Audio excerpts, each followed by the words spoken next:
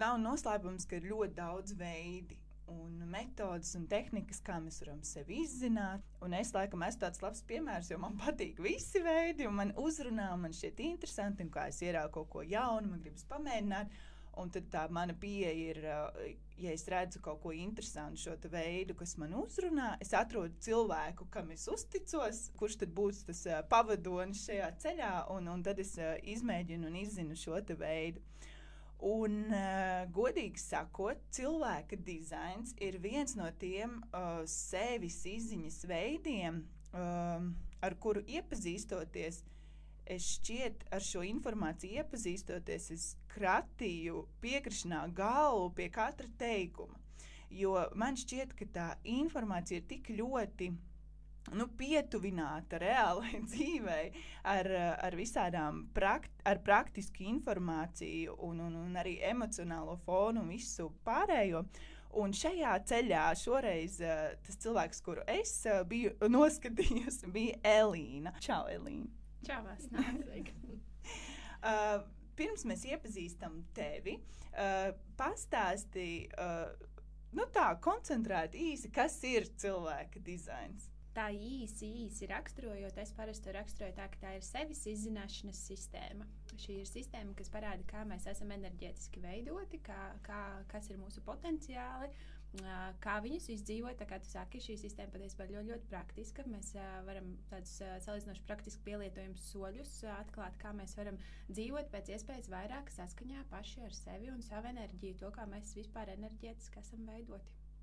Un no visiem veidiem, kāpēc tieši cilvēka dizains ir tavs veids, kā tu izzini? Jā, es tev piekrītu, ka šīs sistēmas ir ļoti, ļoti daudz. Tas, kā es uz šo skatos, ir tas, ka mums vienkārši ir katram sava valoda, kas ir mūsējā, kas sarezonē tieši ar mums. Un priekš manis tas bija cilvēka dizains, jo es esmu pazīstama arī ar citām sistēmām, un es neuzskatu, ka kāda sistēma ir labāka vai sliktāka. Es domāju, ka viņas visas fantastiski viena otru papildina. Un vienkārši cilvēka dizains bija tas, kas kaut kādā veidā visvairāk sasaucās ar tām manām šūnām. Tas bija tas, kas visvairāk spēja iekustināt tieši mani. Cilvēka dizains pie manis atnāca brīdī, kad man tas bija ļoti, ļoti nepieciešams un tiešām iedeva ļoti daudz atbildes.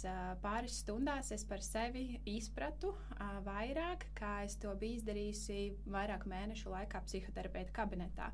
Un tā kā es gribētu teikt, vienkārši šī bija mana sistēma, mana valoda, mans rīks, kas man bija jāatrod, bet mums katram ir savs. Un es tiešām nedomāju, ka viens ir labāks vai sliktāks. Viņi vienkārši ļoti, ļoti forši viens otru arī papildina.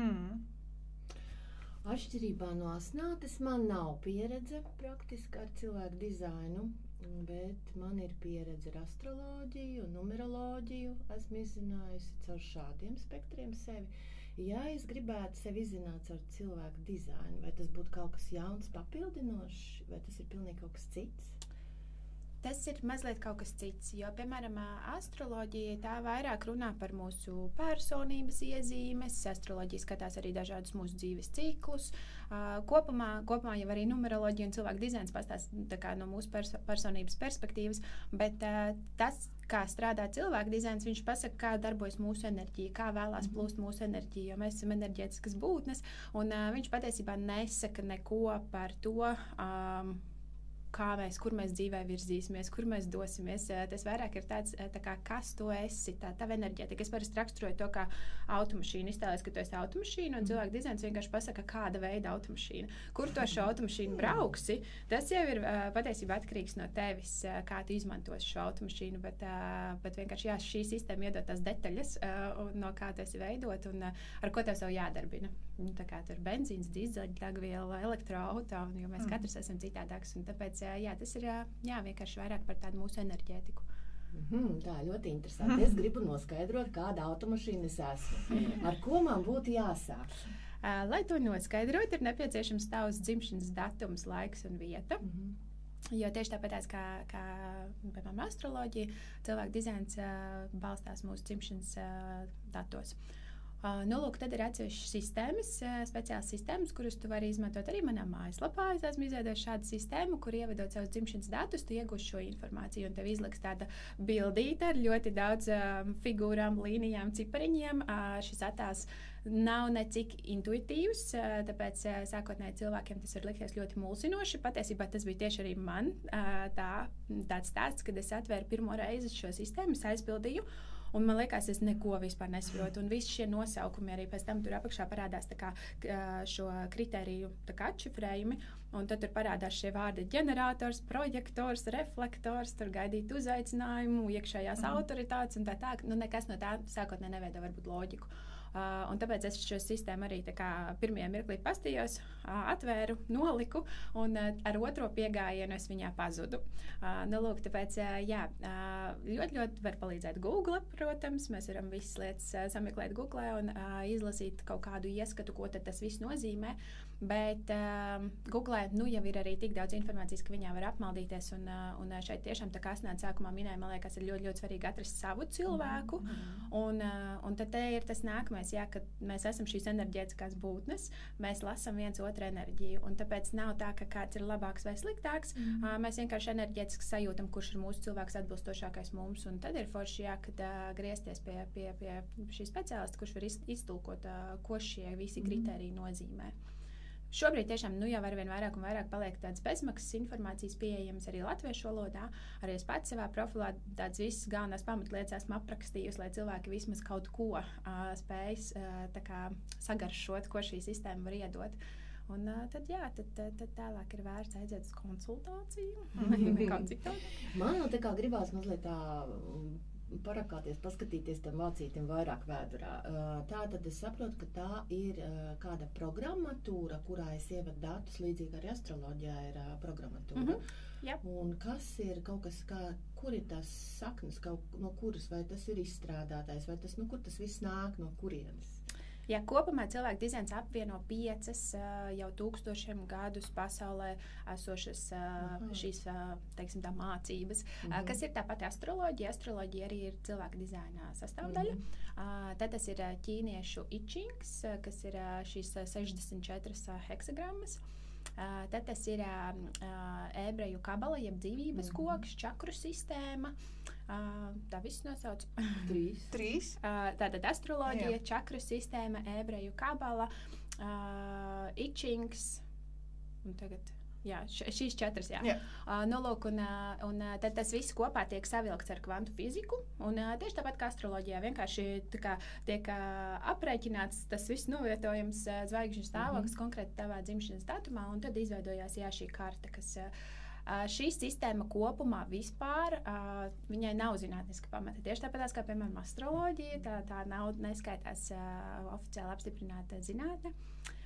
Taču, savā darbā es pārbaudīju arī to, ka viņi tiešām ir ļoti, ļoti, ļoti precīzi. Dažreiz pašai ir tāds pilnīgi, ka var pabrīnīties, kā tik ļoti tās lietas var sakrist. Lūk, un tā kā viņi apvieno šīs vairākas lietas, tad attiecīgi, tas arī viņi atšķir no astroloģijas, ka tur ir kaut kas tāds, šie astroloģijas aspekti, bet tur ir vēl aspekti no dažādām citām sistēmām, un tad kopā vienkārši tas nāk kaut kas ļoti, ļoti daudzpusīgs. Un sistēma pati par sevi ir ļoti, ļoti jauna, un tāpēc arī, man liekas, viņi ir tik forša un pēkšņi kļūs arī tik populāra, jo viņa ir salīdzinoši moderna, un viņa tiešām šo informāciju var iztulkot tiešām ļoti praktiski. Arī astroloģija šobrīd, jau sāk pasniegt ar vien praktiskāk, un ir šī modernā mūsdienu 21. gadsimta astroloģija, bet cilvēku dizains arī viņš vienkārši ir ļoti, ļoti praktisks. Viņu ļoti praktiski var pielietot. Kur tu pati mācījies? Kā tā informācija pie tevis atnāca par cilvēku dizainu? Jā, tas bija pirmais mans lielais lēmums šajā ceļā, kas man bija jāpieņem, kur mācīties. Un šeit ceļi ir vairāki, taču es šeit arī vienkārši tīri intuitīvi sajūtu, kas ir mans skolotājs. Tātad vispār tās pirmās 3 lietas, ko cilvēku dizains mums parasti māca, un ko es arī visiem saku, ka, ja ir kaut kas, ko tu gribi no šīs sistēmas paņemt, tad šīs ir tās 3 lietas. Tas ir mūsu tips, stratēģija un iekšējā autoritāte. Un šeit pieskaršos tieši iekšējai autoritātei, jo tas, ko cilvēku dizains māca, ir tas, ka mēs paši esam sava autoritāte, neviens cits ārpusē. Mēs paši zinām visas atbildes uz visiem jautājumiem, kas ir mums. lūk, cilvēku dizains izdala sīkāk, kas ir šīs iekšējās autoritātes. Kopumā mēs lielā mērā varam teikt, ka mums visiem tā ir mūsu intuīcija, tā ir tā sirdsbalss un tā tālāk, bet cilvēku dizains izdala mazliet smalkāk. Un man šī ir klasiskā intuīcija, tiešām tāds pirmā mirkļa instinkts. Šis ir arī viens no tādiem senākajiem apziņas veidiem, kas ir arī dzīvnieku pasaulē, tas ir vienkārši instinkts. Un kopš šo izlasīju, un es zinu, ka man tā intuīcija, kad man ir tā, ka ja es tiešām kaut ko intuitīvi jūtu, tad es viņam šai sajūtai arī sekošu. Un es ļoti, ļoti spēcīgi šeit sajūtu vienkārši savu skolotāju tīri intuitīvi. Es viņu ieraudzīju, viņa ir no Amerikas Savienotajām valstīm, viņa tieši tajā brīdī izlaida savu pirmo apjomīgo kursu, un tā es devos pie viņas. Tā ka jā, tad mana pirmā izglītība, teiksim tā, šajā sistēmā, ko es ieguvu, bija pie sievietes, ko sauc Erin Claire Jones, kas ir no Amerikas Savienotajām valstīm. Tad es izmācījos pie sievietes, ko sauc Jenna Zoe. Šī sieviete man ļoti patīk, jo viņa šim visam ļoti pieslēdz arī to visumu un to, kā mēs enerģētikas likumus un tādas lietas. Un trešā sieviete, pie kuras mācījos, ir Amy Lea, kas ir no Austrālijas. Tā kā tiešām tādi vadoši speciālisti jā, ir ko mācīties vēl. Šī sistēma, jo vairāk tu viņā ej, tas ir tāds melnais caurums, kas nekad nebeidzās, un tiešām var mācīties un mācīties. Un zini, kas man šķiet interesanti, es jau bišķīt paspoilošu latviski sakot, bet es zinu, ka pie Elīnas jau ir vērsušies cilvēki jautājot, kad Elīna pati veido šo kursu, jo man šķiet interesanti arī daudzos izziņas veidos, ka ir tā viena pamatinformācija, un tāpat kā tu saki, tu esi mācījusies pie vairākiem cilvēkiem, kas ar šo dalās, un tad tu to visu savienojot, tev rodas atkal savs skatījums, sava pieredze strādājot ar cilvēkiem, klientiem, mēs varam teikt, un tad tu atkal nodod vēl tālāk to informāciju, jau apaudzējot ar to vēl savu perspektīvu. Man tas šķiet arī ļoti interesanti un vērtīgi, un tā tas tā kā bumba aug un dod mums vēl vairāk. Jā, tas ir vēlreiz atgriežoties pie tā, kāpēc ir svarīgi sajust savu speciālistu, jo šīs sistēmas mēs katrs laižam cauri sevi, un mēs katrs redzam caur to, ko mēs paši esam pieredzējuši, kā mēs to redzam, kā tas izspēlēs mūsu dzīvēs. Un tad, jā, tāpēc ir forši, ka tu sajūti to savu cilvēku, tāpēc, kad viņš ieliks tur to savu enerģiju, viņš ieliks tur to savu redzējumu, un tāpēc, jā, ir forši, kad tas redzējums vienkārši sakrīt. Elīna, saka, kāds tips esi tu? Es esmu projektors, un šis patiesībā bija tas arī pirmais punkts, kāpēc man šī sistēma tik ļoti paķēra, jo tas, ka es esmu projektors, man vienkārši ļoti, ļoti daudz ko izskaidroja. Un jā, es tad varbūt varu pastāstīt. Jā, padalies, lūdzu, kas tad īsti ir projektors? Kopā vispār ir 5 šie enerģijas tipi. Klasiski tie būtu 4, bet jau šobrīd šī sistēma arī evolucionē un izdala 5, tā kā asnātē ir šis manifestējošs, tad bija manifestējušies ģenerators. Jā, tāpat arī Vineta, kā izrādās.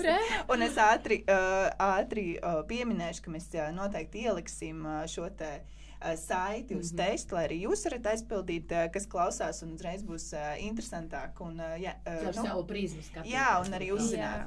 Saklausīt kaut ko par sevi. Jā. Lūk, tātad jūs abas esat manifestējušie ģeneratori, un šis ir šis 5. jaunais tips. Teiksim tā, manifestējušies ģenerators kopumā ir tas pats ģenerators. Bet šobrīd jau, tā kā tās atšķirības ir pietiekami liels un procentāls sadalījums ir pietiekami liels, tad šo jau izdala kā 5. atsevišķo tipu. Tātad ir ģeneratori, manifestējušie ģeneratori, projektori, manifestori un reflektori.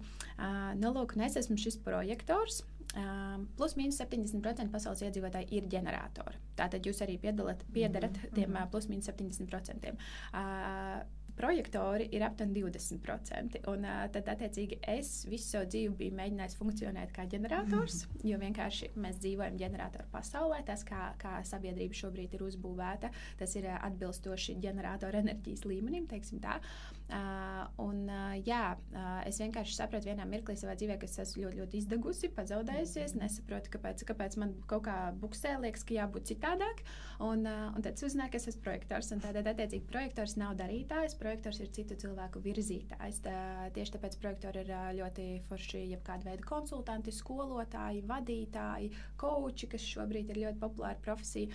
Tāpēc, kad projektors, viņš ir tāds putniņš koka zarā, kurš skatās no augšas, viņam ir ļoti, ļoti īpašs redzējums uz lietām, viņš ļoti forši jūt potenciālus cilvēkos, kā kaut ko darīt ātrāk, efektīvāk. Māca dažāda veida sistēmas ieviest procesos. Un tad projektors nav tas, kurš ies un fiziski pats darīs. Projektors ir vairāk tas, kas virzīs citus, palīdzēs citiem kaut ko darīt efektīvāk, palīdzēs citiem darīt kaut ko ātrāk, veiksmīgāk un kā citādāk. Bet tad tas bija mans pirmais tāds, ka tas enerģijas līmenis man nav pastāvīgs, mans enerģijas līmenis ir mainīgs, tieši tāpat kā dabā ir paisumi un bēgumi, arī mans enerģijas līmenis ir šādos viļņos.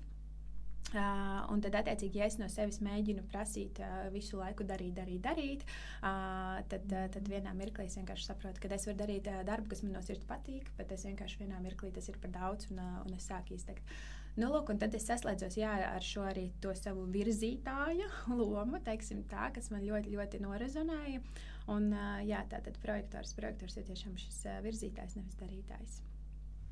Interesanti, es pievienojos tam, ka uzzinot šajā gadījumā par manu tipu manifestējošo ģeneratoru, kas ir arī Vineta, bet man tā sajūta bija tāda, ka lasot šo informāciju, man bija sajūta, ārprāts, ar mani viss ir kārtībā, jo bija daudz lietas, kas tā kā tika raksturotas tieši šim tipam, kaut vai darīt vairākas lietas, ka tu vari, citi to saukt par kaut kādu mētāšanos, vai ir arī tāds jauks teiciens, kas dar visam, nedara nekā, kas liek mums domāt, ka mēs nevaram darīt vairākas lietas vienlaicīgi, tev ir jāizvēlas viena un tā.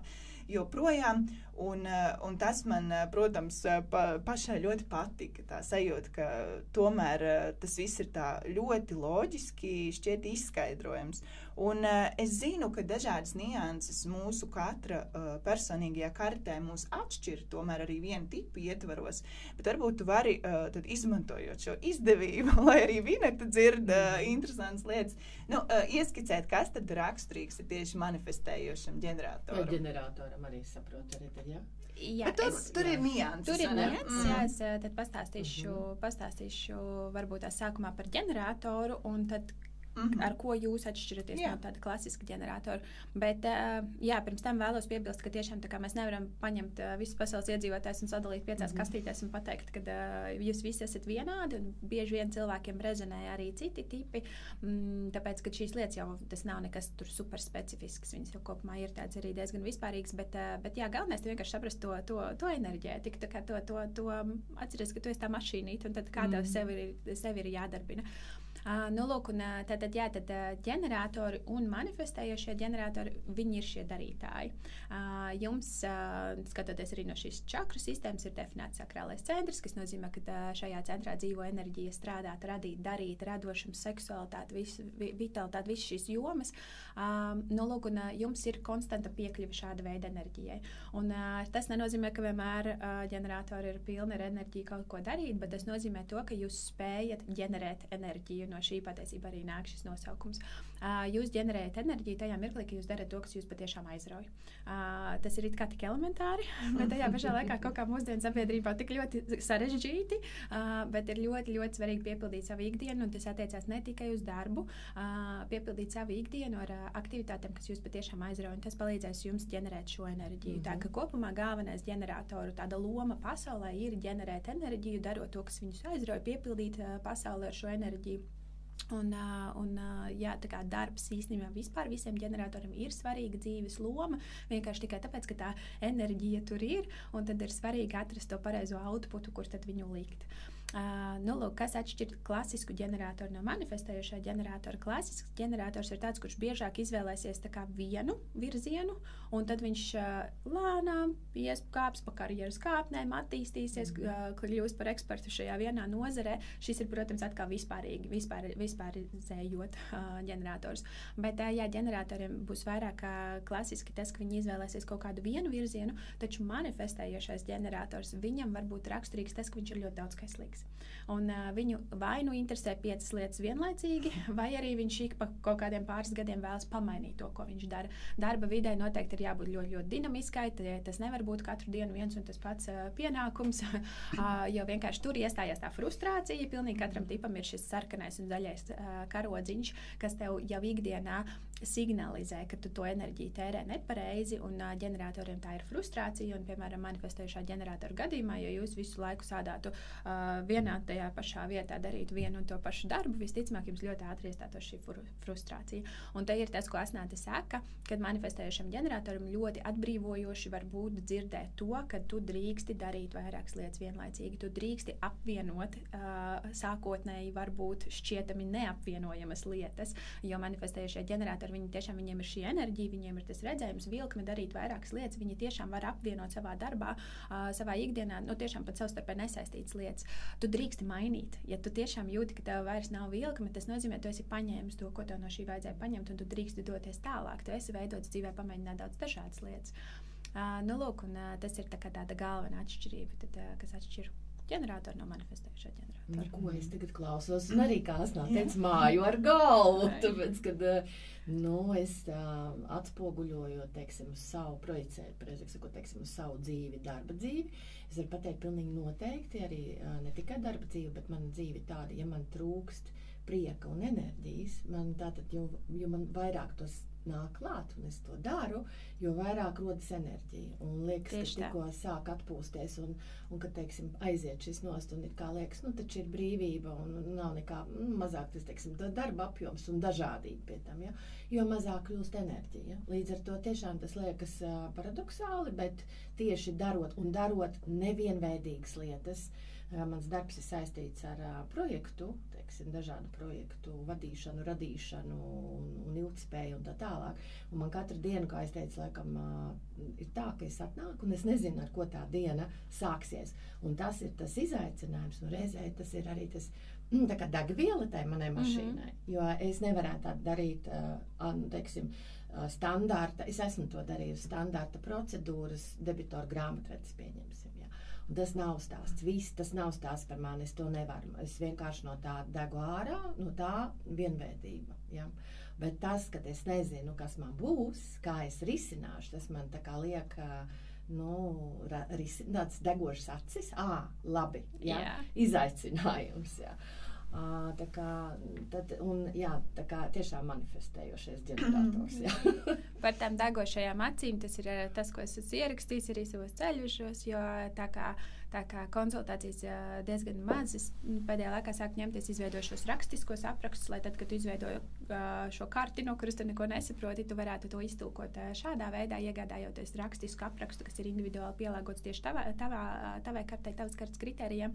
Bet, jā, tur ir tiešām ļoti daudz par šīm degošajām acīm, tieši ģeneratoriem, manifestējušiem ģeneratoriem, sekošanu savai vilkmei, un tas, ko tu minēji, tas tiešām tā kā tu ģenerē enerģiju, darot to, kas tev, jo vairāk tu mīlēsi to, ko tu dari, jo vairāk enerģijas tev būs. Un ģeneratori, un it īpaši manifestējušie ģeneratori savā ikdienā var apvienot un darīt tiešām daudz lietas, un bieži vien ģeneratori un manifestējušie ģeneratori ir izdeguši vai noguruši, un viņi tā kā nesaprot, kāpēc man nav šīs enerģijas, un tad tiešām ir vērts padomāt, ka varbūt nav tā, ka tu dari par daudz, varbūt tu dari par maz to, kas tev patiešām patīk. Un pārāk vienveidīgi, jā. Jo tā dažādība ir ļoti liels nosacības, lai ir dažādība. Jā. Un tur liekas pat nesavienojami savienojami. Jā, tieši tā. Un vēl, ko tu minēji par šiem vienveidīgiem darbiem, tad klasisks ģenerators ir tas, kurš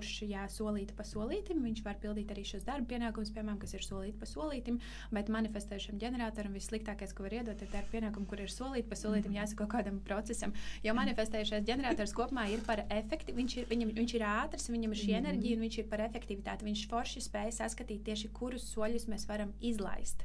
Kāpēc mums vajag šito, ja mēs vienkārši varam uzreiz pārlekt un šitie īstenībā ir lieki. Bet tas ir atgādinājums manifestējušam ģeneratoram, ka ir procesi, kur mēs soļus nevaram izlaist.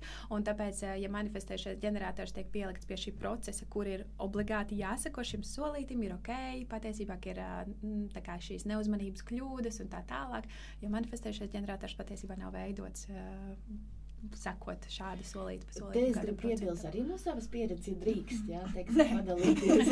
Es uzreiz man uzreiz rājas lūpā, jo ir man kā manifestējušam ģeneratoram samērā liels grūtības ir apmācība kādam citam, kur vajag solīti pa solīti. Jo ir tieši tā, kā tu saki, es redzu, kā pārlekt, kā iziet un kā iziet efektīvi. Bet man pārlecot 3 soļus tam cilvēkam, kam ir jāiziet apmācība, viņš nespēja sekot. Man tas ātri var, teiksim tā, sadusmot, jo kā tas ir, ka tu nesaproti, ja? Un līdz ar to es saprotu, ka man kā skolotājiem nebūs īsti. Man vajag tādu diezgan strauju gājienu, es redzu lielos laukumus, man nav interesanti, kā es teicu, iet detaļās un spēlēties smilškastē. Jā, un līdz ar to, piemēram, tas izvēloties kaut kādas lietas, dzīvē darīt vai pamainīt, tas noteikti, tas ir jāņem vērā, jo es varu būt ļoti vest tālu uz priekšu uz lieliem projektiem, turēt vīziju un iet, tā spēja iet, teiksim, un uzmundrināt un iet lieliem soļiem. Bet atstājot, teiksim, katrā tajā vietiņā, kur detalizācija pateikt, tagad šeit paspēlēties, izdariet, es eju tālāk, jā. Teiksim, tā ņemot, tas būtu, jā, ir būtiski, man šķiet šādi zināt, tā klausoties par sevi, ja, kad, piekrītu. Jā. Viens ir arī tas, ka tu noteikti saproti, un, jā, kā jau mēs te minam, tu vari kratīt ar galvu, un, priekš sevis saprast, jā, tā ir, paskatīties tā kā no malas, un tas arī noteikti palīdz, meklēt to, kaut kādas metodas un lietas, kas tev var atvieglot to ikdienu. Un šajā gadījumā es noteikti uzreiz par tevi, Selīnu, un arī Vinetu minēto piemēru, ka es vēl jau vairāk piešķiru nozīmi tam, ka šādas detalizētas lietas vai darbus, kur ir svarīgi katru punktu izpildīt, es vienmēr atrodu cilvēku, kurš pāries tam pāri, jo es vienkārši zinu, ka man tas ļoti ātri paskries garām. Un tas viss noteikti liek domāt arī par to, cik cilvēki vispār ir tendēti.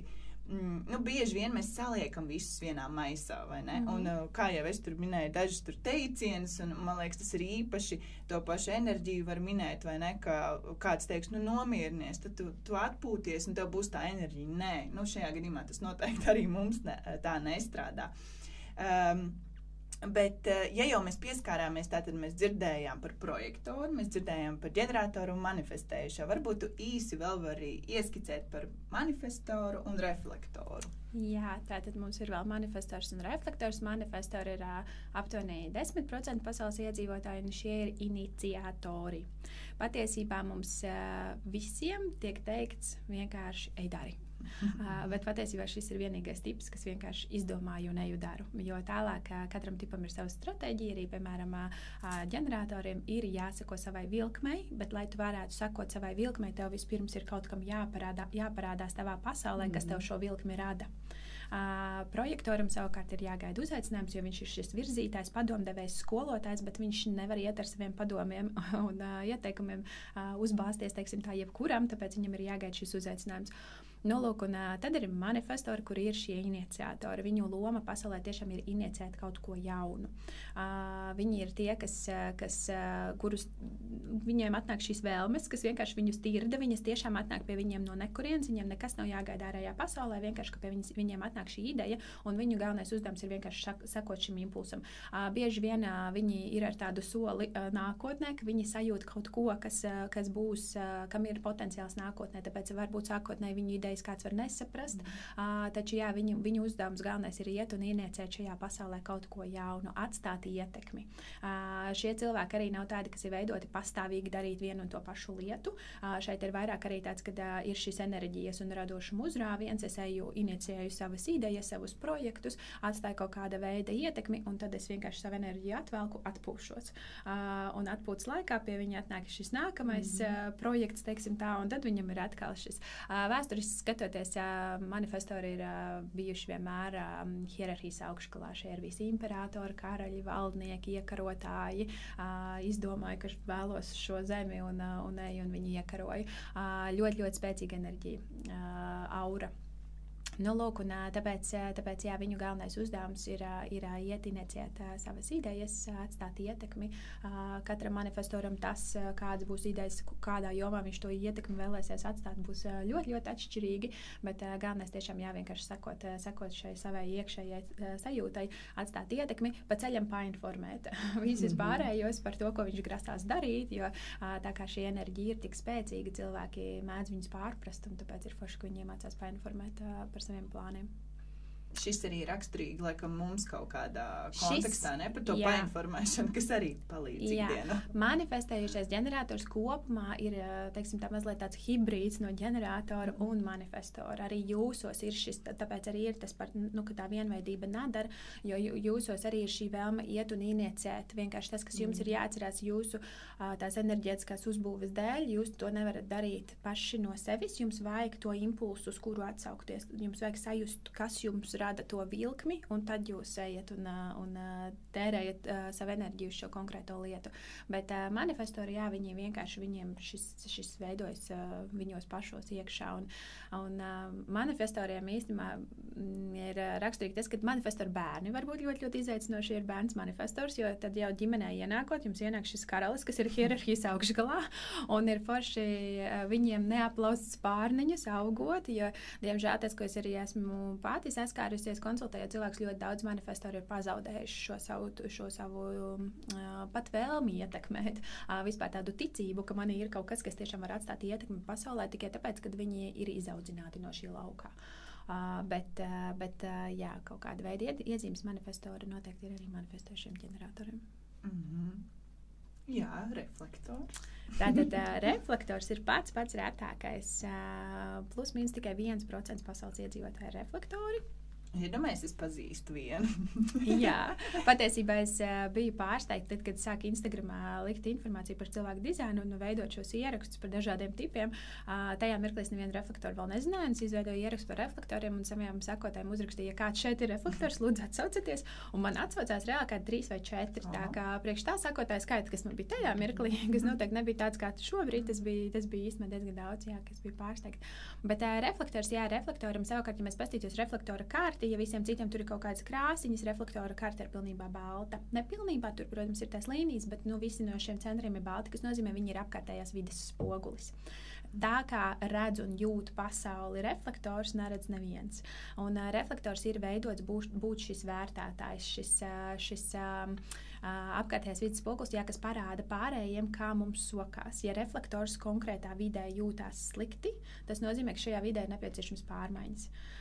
Un reflektoru uzdevums ir būt kopā ar cilvēkiem un atrasties vidē, kur viņš jūtās labi, jo viņš tā kā atspoguļo parāda pārējiem, kā mums sokās, cik šis darba kolektīvs, piemēram, ir saskanīgs, cik šī konkrētā vide ir enerģētiski, psiholoģiski, emocionāli vesela un tā tālāk. Tad reflektors, jā, viņš ir tāds vērtētājs, tāds tiesnesis, bez nosodījuma, viņš tikai jau ar to, ka viņš ir un kāda ir viņa pašsajūta, kāds ir viņa redzējums uz konkrētām lietām, tikai ar to viņš var palīdzēt citiem jau saprast, kur kaut kas ir jāmaina un kur ir nepieciešama kaut kāda uzlabojuma. Es varu pastāstīt vienkārši to, kas bija arī mums kursiņā, tas apkopojums, kā tie visi tie tipi saliekas kopā. Tad, kā es parasti ļoti primitīvi, lai cilvēkiem tās lomas ir skaidrākas stāstu, tad iztēlosimies, kad es parasti izmantoju kafijas veikaliņu, jo man vienkārši ļoti garšo kafiju. Tātad ir manifestors, kurš iet pa ielu, un viņš ierauga, šeit ir ļoti forša vietiņa, šeit vajadzētu atvērt šo kafijas veikaliņu. Attiecīgi viņam vienkārši radās šis impulss, radās radās šī ideja, un viņš ir tas, kas sāk vēl to bumbu. Viņš ir tas, kas uztais to sniega piku, un tad sāk vēl to bumbu. Tad, attiecīgi, viņš noīrē konkrēto vietu, viņš tur paņem sakārto franšīzi, visu iekārto, viņš izdara visu, lai šī ideja spētu dzīvot.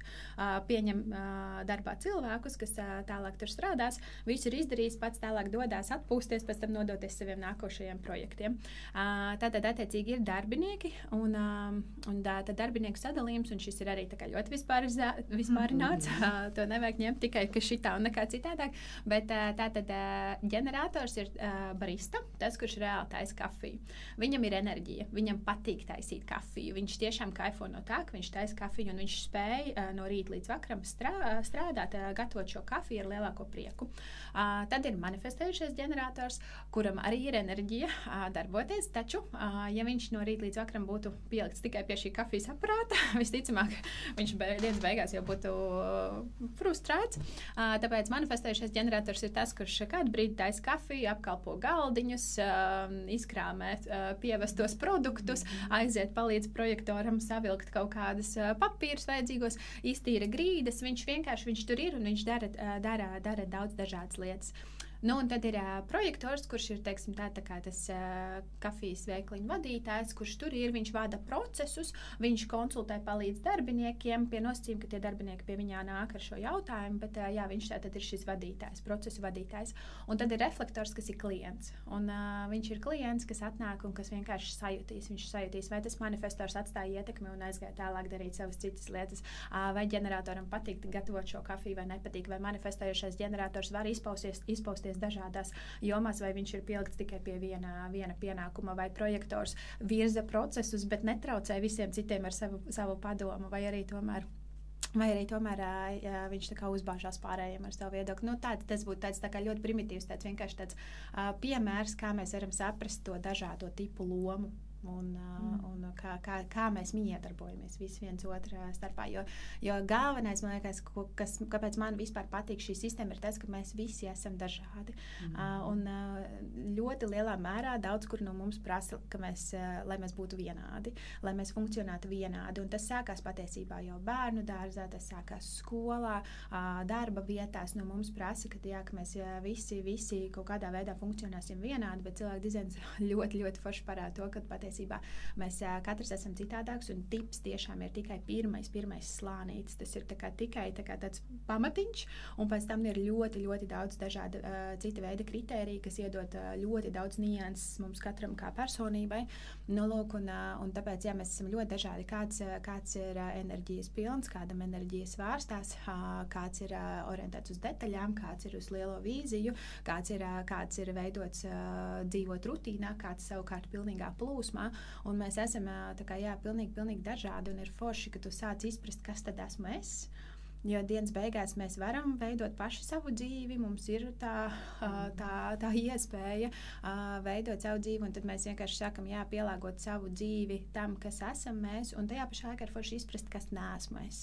Un tiešām vienkārši pastīties, īstenībā man šitādam, es varbūt ļoti gribu no sevis tur prasīt, ka es tur esmu konstants kaut kādos procesos, bet īstenībā es tāds nemaz neesmu veidots, un tad vienkārši tajā mirklī, kad tu to sadzirdi no ārpuses, tas tiešām ir kā tāds apstiprinājums, un ir šī sajūta, īstenībā man viss ir kārtībā, un tā ir ļoti, ļoti klasiska sajūta, ko es pati iegūtu ar šo sistēmu, un ko es tiešām ļoti, ļoti bieži dzirdu no cilvēkiem.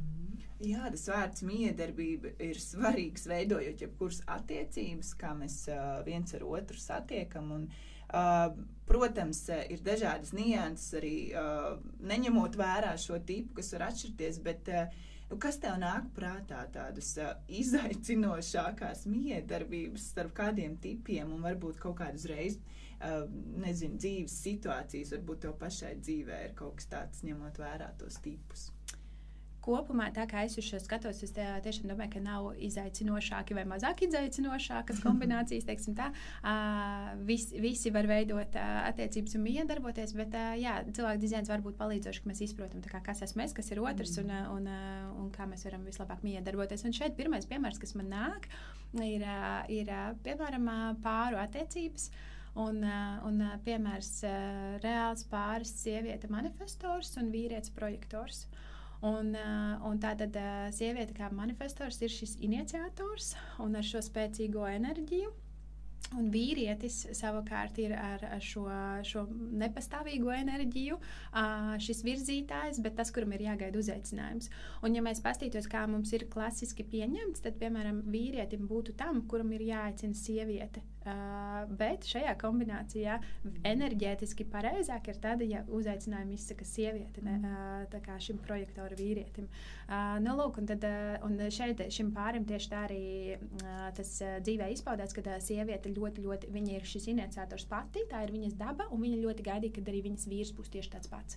Un vīrs savukārt ir tāds, kurš tās enerģijas varbūt ir mazāk, viņš tur negrib tik daudz iet un skriet un darīt.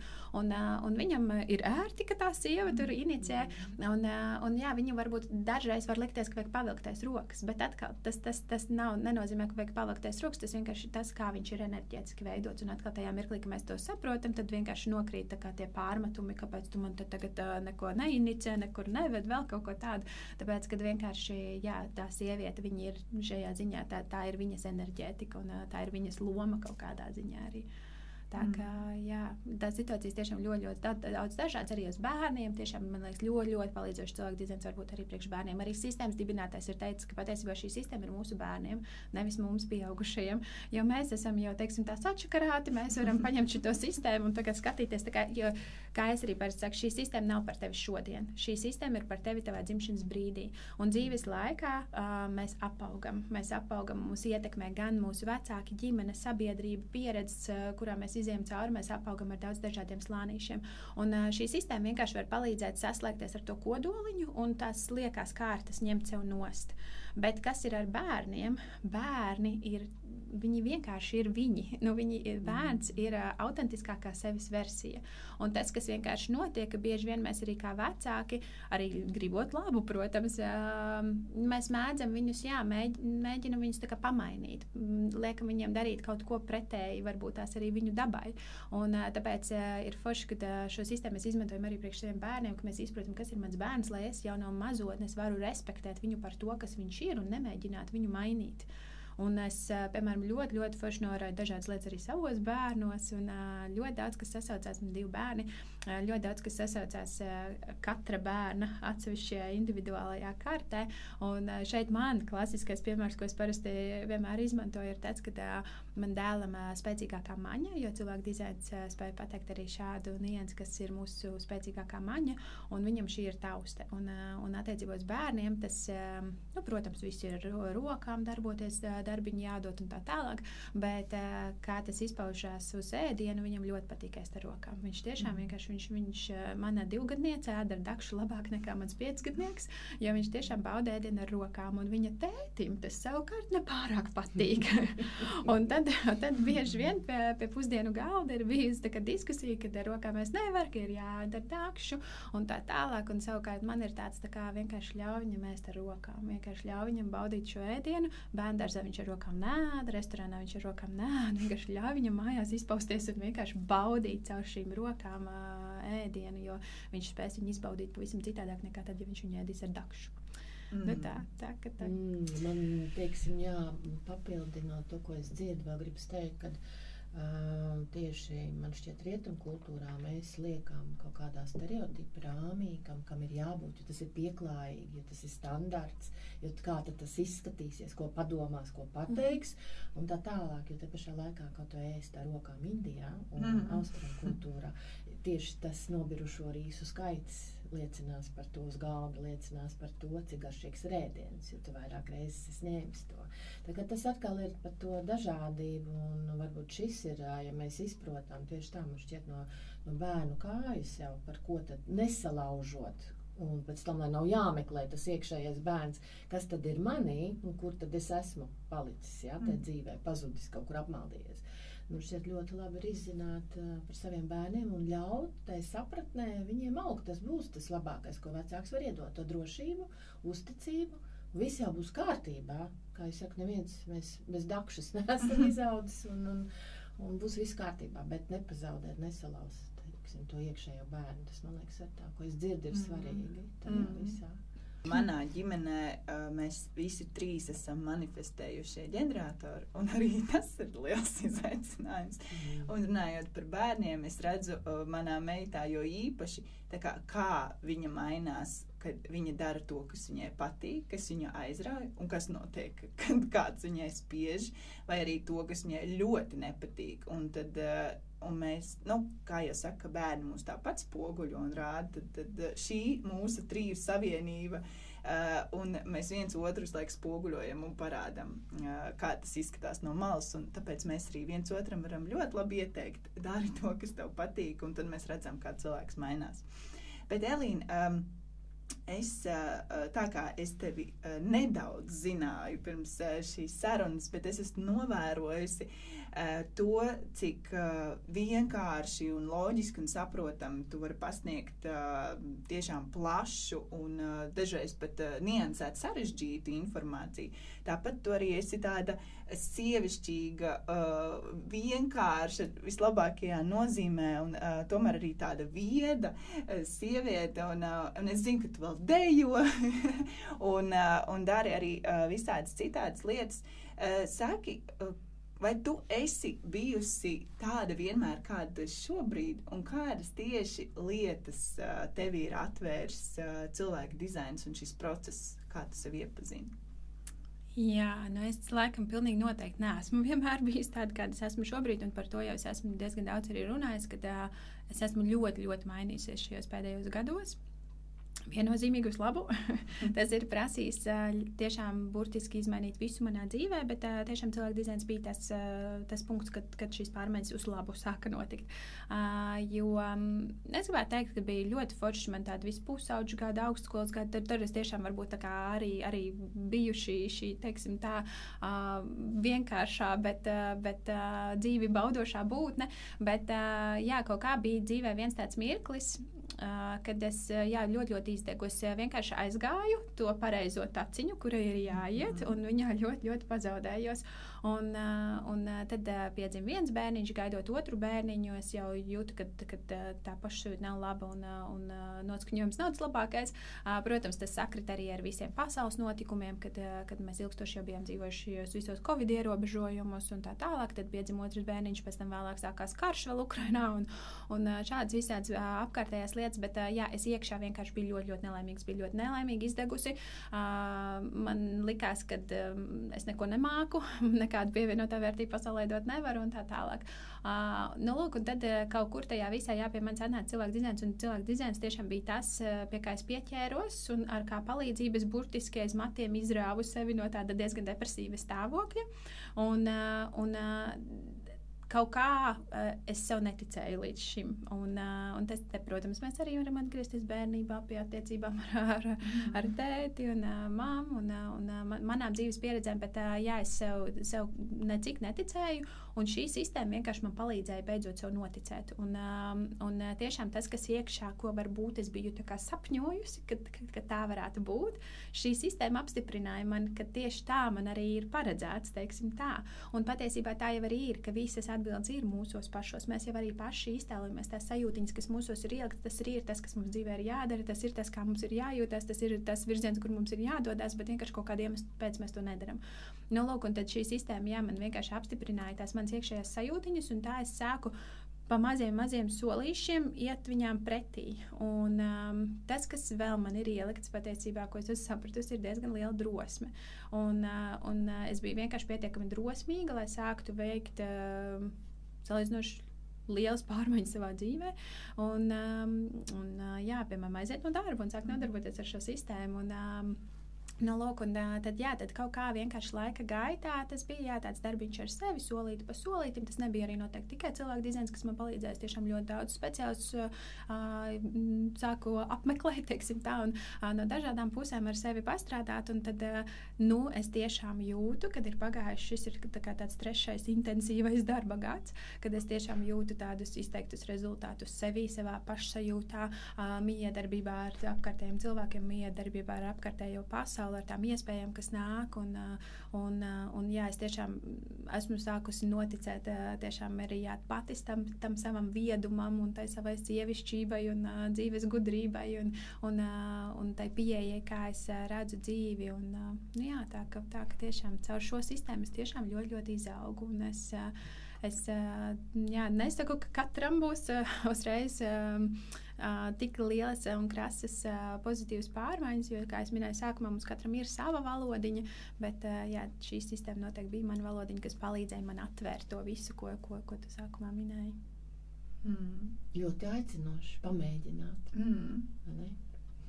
Jo kopumā šī sistēma arī ir jāuztver kā eksperiments, jo, kā es parasti arī saku, es jums iedodu tikai informāciju, un es nevaru būt atbildīga par to, kā jūs šo informāciju pielietosiet, tas jau ir tālāk jūsu pusē, bet tieši tāpēc arī tie ceļveži, ko es veidoju, un visi ir šie praktiskie ieteikumi, un tie ir tādi praktiski solīši, ko tad jūs varat sākt veikt savā ikdienā, tad kā arī, lai sāktu paeksperimentēt ar to, bet kā būs, ja es sev ļaušu šādi.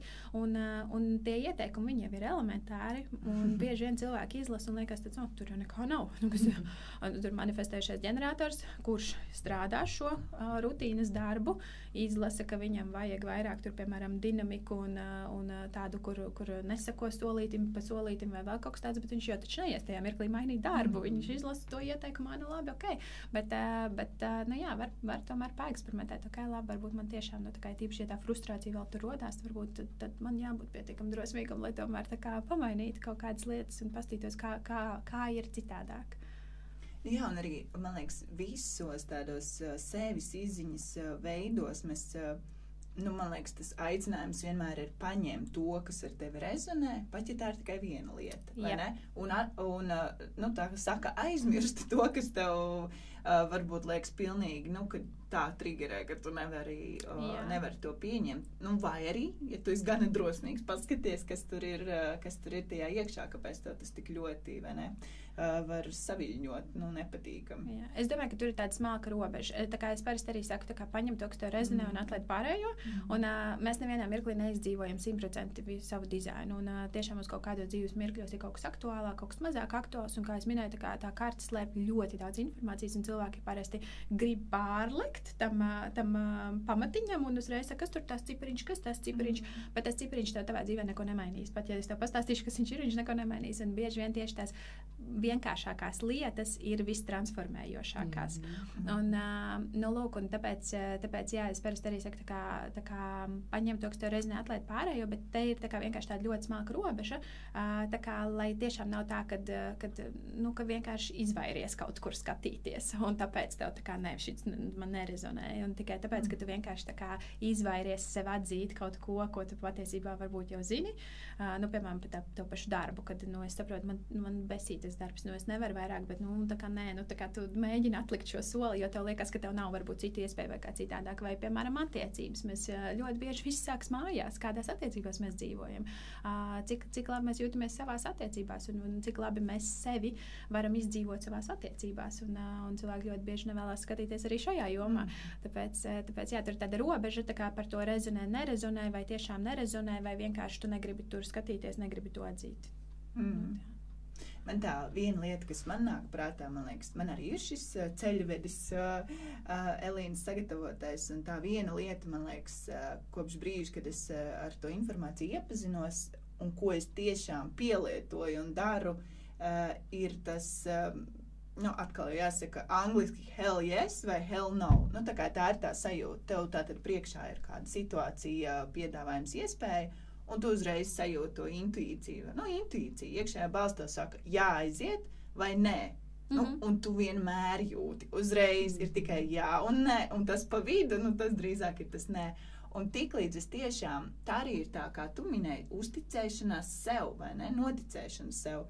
Un tiklīdz es to ņēmu kā pirmo vadmotīvu, jebkamā, es jūtu vienkārši, ka tas jau ir mainījis ļoti daudz manā dzīvē. Un tā ir tā viena lieta, ko es paņēmu, droši vien, kas ir uzrunājusi vairāk. Un tā ir viena no tām transformējošākām, tāpēc, ka šis atgriežas pie šī lēmuma pieņemšanas veida, un ģeneratoriem, vispār ģeneratoriem, manifestējušiem ģeneratoriem, tā kā jums ir šis sakrālais centrs, kurš patiesībā ir ļoti elementārs mehānisms, kurš tiešām reaģē uz visu, kas ir jums apkārt, uz visiem šiem impulsiem. Un pirms jūs paspējat pat pieslēgt prātu, jūs īstenībā jau ar tām iekšām jūs jau zinat, vai tur ir jā vai nē. Šeit ir nianse, kad ir ģeneratori, manifestējušie ģeneratori, kuriem papildus nāk šī emocionālā autoritāte, attiecīgi viņiem ir šie spēcīgi emocionālie viļņi, un attiecīgi emocijas var ietekmēt šo viņu sajūtu, tāpēc viņiem varbūt nevajadzētu uzreiz būt ātriem un spontāniem un ļaut nogaidīt savas emocijas, pastīties vai To ir ļoti grūti izdarīt. Un tā ir ļoti sarežģīta iekšējā autoritāte arī tāpēc, ka tev tiek dots laiks arī tavam prātam. Bet jā, tā kā ne visiem ir tā kā uzreiz hell yes vai hell no un es eju un daru, tāpēc šeit ir mazliet niansīt, bet kopumā tas vienmēr tāpat atgriežas pie šī hell yes vai hell no. Nu, tā kā vai tev ir šī sajūta apakšā vai nav. Tu vienkārši jūti, tur jau tā lieta par tā reakcija, varbūt reaģēšana nav uzreiz, bet tu jūti, un dažreiz, kad tu aizēji to otru ceļu, es taču zināju. Un atkal tas ir kaut kas tāds, ko es domāju, katrs ir dzirdējis vismaz 10 reizes, saku intuīcijai tā, bet vai tu to dari? Nu, tur jau tā lieta, jā. Un es ticu, ka šī tēma ir plaša, un kā mēs dzirdējām, pat nedaudz ieskicējot katru tipu un to, ko Elīna šodien tu mums pastāstīja. Tāpēc es vēlreiz atsaukšos, ka noteikti gan aizpildiet, lai paši uzzinātu šo te savu tipu, gan noteikti piesakojiet Elīnai uzzināt arī tādu šo te, sauksim to par bezmaksas informāciju, lai vienkārši saprastu, kas ir tas, un noteikti, ja tas rezonē un jūs vēlaties vēl izpētīt dziļāk, tad, Elīna noteikti ir viens no cilvēkiem, pie kura var vērsties, un kā jūs dzirdat, ļoti saprotamā un arī ar dzīves piemēriem praktiskā veidā uzzināt šo te informāciju par sevi. Bet Elīna, nobeigumā vēl jautājums, kas ir tev tādi, ar ko tu gribētu padalīties, kas ir tev tādi nākotnes varbūt projekti vai ieceres, ar ko tu šobrīd strādā vai plāno darīt? Jā, tātad es šobrīd esmu tajā posmā, ka es mazliet mainu to virzienu, jo līdz šim es konsultēju individuāli cilvēkus par viņu cilvēku dizaina kartēm.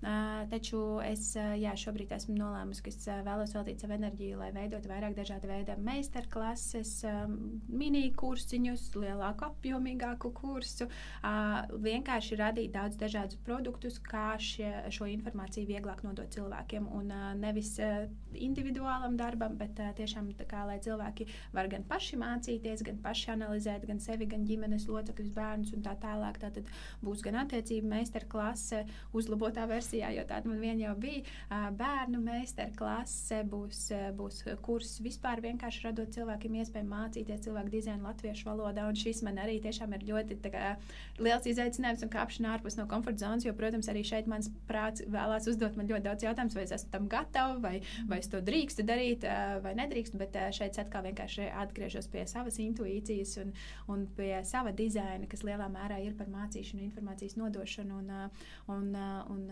patiesībā bija ļoti liela pieprasījuma, un tāpēc es esmu nolēmusi šādā virzienā doties, vienkārši radīt maksimāli daudz iespējas cilvēkiem apgūt šo sistēmu, gan plašāk, gan mazāk varbūt, tā kā atkarībā, kas jūs interesē, vai tie ir bērni attiecības, vai piemēram, iemācīties visu, ko šī sistēma spēj jums iedot, bet vairāk radīt kaut kādu šādu veidu lietas. Un projektori. Mana mīlestība ir projektori, citi projektori, tāpēc, ka projektori ir nākotnes līderi, un pasauli ļoti, ļoti mainās, un pasauli jau vairs nav tāda, kāda viņa bija vēl salīdzinoši nesen atpakaļ, un nākotnē šīs pārmaiņas ir gaidāmas vēl straujākas, un mēs ejam uz to, ka mēs ejam uz šo individualizēto pieeju, un mēs ejam uz to, kad mēs kāpjam ārā no tās sistēmas, mēs kāpjam ārā no tām kastītēm, un mēs tiešām ejam vairāk uz tādu individualizētu pieeju, bet tas nozīmē to, ka būs ļoti daudz pārmaiņu, un projektori ir tie, kas virzīs cilvēkus cauri šīm pārmaiņām.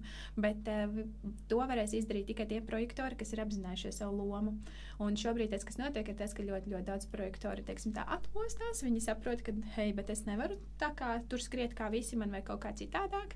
Un tad projektori sāk ieņemt šīs lomas, bet viņi vēl īsti nezin kā un kā viņiem būt šajā ģeneratoru pasaulē.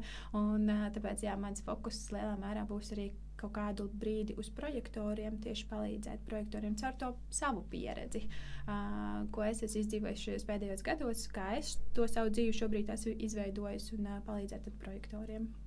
Tā ka plāni ir lieli, atliek tikai darīt, un tad jau redzēsim, kur tas viss mani aizvedīs. Plāni kā projektoram. Jā. Klausās tiešām patieši interesanti un liederīgi un vajadzīgi. Un atliek novēlēt, lai top. Jā, lai top. Paldies tev, Elīna. Paldies jums, paldies.